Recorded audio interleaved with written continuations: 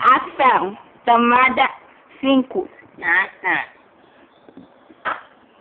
Olá, amigos do blog Games e Cheats. Hoje eu vou mostrar pra vocês o jogo Metal Slug Anthology, que eu consegui baixando pela internet para o meu PSP, no qual eu não lembro a versão.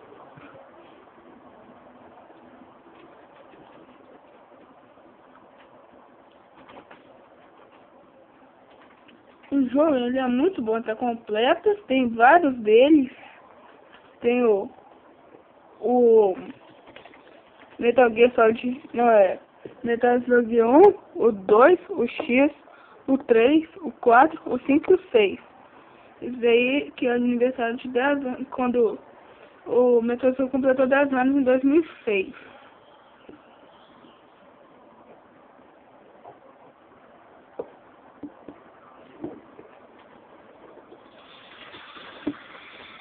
Ele tem uma breve historinha que eu acho que não devo mostrar. Depois eu coloco tudo.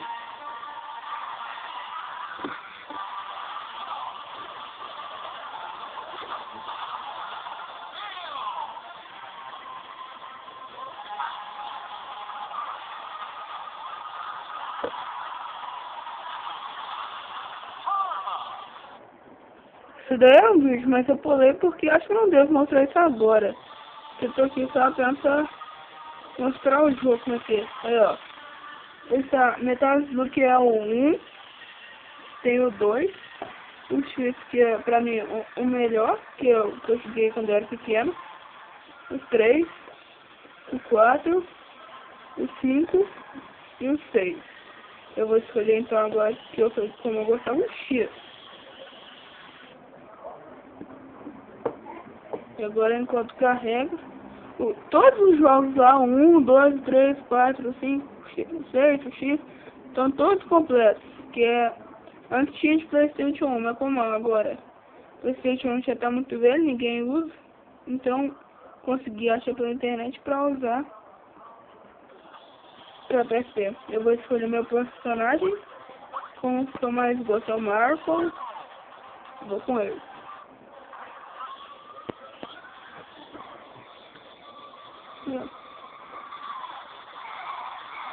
O jogo sempre é normal, tipo, o gráfico também de PlayStation não tem nenhuma melhora. O jogo é interativo, eu acho que é muito legal que você interage e tudo mais.